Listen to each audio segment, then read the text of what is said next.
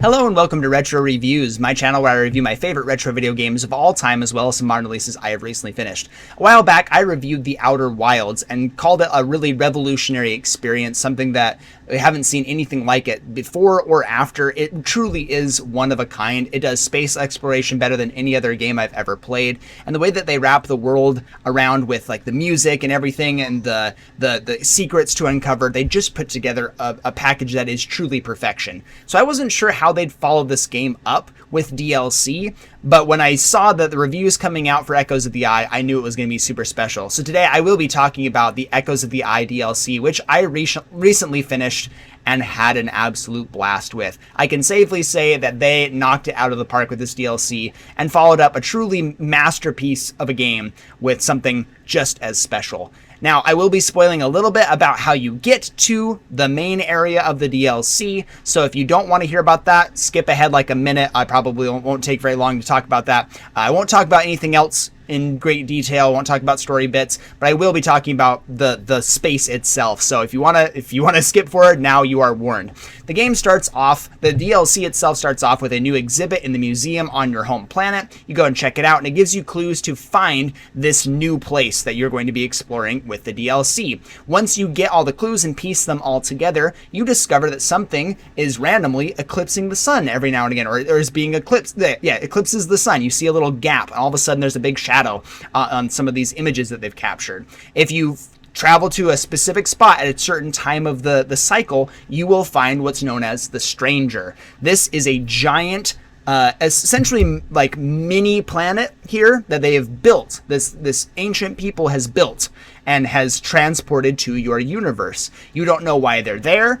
All you know is that it exists at this point. You can dock in a little space station that they have there, and then you go inside, and it's this beautiful world that's a singular loop. Think of like a Halo ring from Halo. It's a big old loop, and you can get on a raft and travel the entire thing.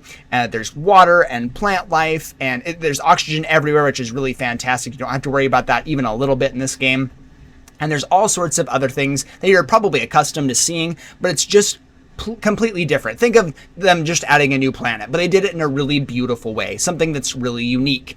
And once you start exploring, you start to see that the people that used to inhabit this little like ship planet that they've made are kind of gone. They don't exist here anymore. You can't find any of them. Just like when you're looking for the other people in the Outer Wilds in the base game, when you're looking for the ancient race, they're nowhere to be found. You'll find corpses every now and again. You can't find them. Well, as you uncover the secrets of the Stranger here, you'll find what happened to this race and why they came into your solar system in the first place. I will say that it has plenty to do with the whole premise of the base game with the loop, the 22-minute loop that you're on, and the Eye of the Universe and everything like that. So there is a bunch of tie-in there, and they do it so expertly though that it's just, it truly is a marvel to follow up something as special as the base game with something totally unique and with its own mechanics and everything. It's just that special. Again, I won't touch on the mechanics or how to access stuff because I think that ruins some of the specialty of the experience, but suffice it to say that the new mechanics that they implement are brain melders. They're really hard to figure out in the first place, but you'll piece together the clues just like you do on any other planet. You'll find writing. You'll find most of the writing you can't translate at this point because you don't know their language. It come from a completely different solar system, but you'll find other things. You'll find images, slideshows from this other race of people that will give you hints on how to access certain areas or unlock new places. It's really beautiful, and I will say that the environment that they created, this singular loop inside the Stranger, is just special. It really is special. The music that they paired with it too, it's just really, really cool. They've always been good at the music. The base game had some of the best music in all of gaming, and they match it here. So rafting around the world is really beautiful. You utilize your light quite a bit. Light is a big aspect of the mechanics on the Stranger, so you'll be using your flashlight, using some other things that emit light as well. And you'll be exploring a bunch of different spots. Some places are more hidden than others. Sometimes you'll be exploring underwater. Most of the time you're above land, but the water has a lot to do with it. I will say here, one minor spoiler here, if you don't want to hear about this aspect of the Stranger, it's a similar bit to a lot of the other planets. So if you look at the base game of the Outer Wilds, you'll have the Ash twins, where one of them is constantly eking out sand, the other one is filling up with sand. So if you go to that planet at the end of the cycle or toward the end of the cycle, the other one's already filled up and the other one is empty of sand. So if you go at certain times, the same aspect applies here on the Stranger. The dam is blocking a lot of the water from coming through. It only lets a little bit at a time, but about 75% of the way through the cycle, maybe it's 50 to 75, somewhere in there, the dam starts to break. And when it finally does break, it changes the landscape in major ways. There are several integral buildings throughout the Stranger that you will visit throughout your time. They're really important to accessing new areas and everything that will break and fall into the water, disrupting a lot of what you can do. So you have to access some of the early stuff right away, because if you don't get in there really quickly, obviously the dam is going to break and it will no longer be accessible. It will also flood certain areas so you can't get to certain spots. It will make some areas extremely dangerous. So if you don't have a raft and you're in the water, you'll get like shocked. There's a lot of nuance here, and I love the way that they do this with all the other planets in the base game, and it's really brilliant the way that they implement this into the DLC as well. Again, this isn't like a huge DLC.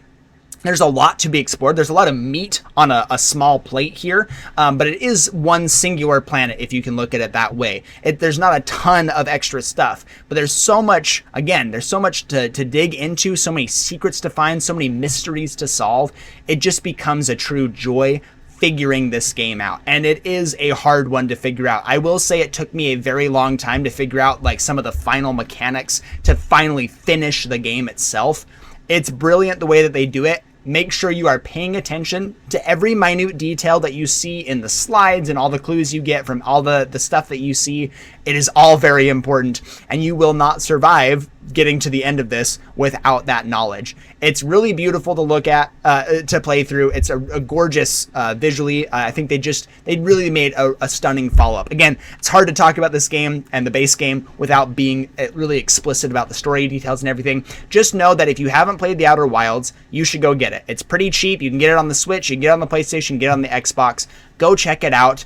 Have the time of your life, and then go experience Echoes of the Wild and experience that joy all over again. It really is just that special. I will be giving Echoes of the Wild a platinum rank to go along with the Outer Wilds platinum rank. Thank you so much for watching, and I will see you on the next one.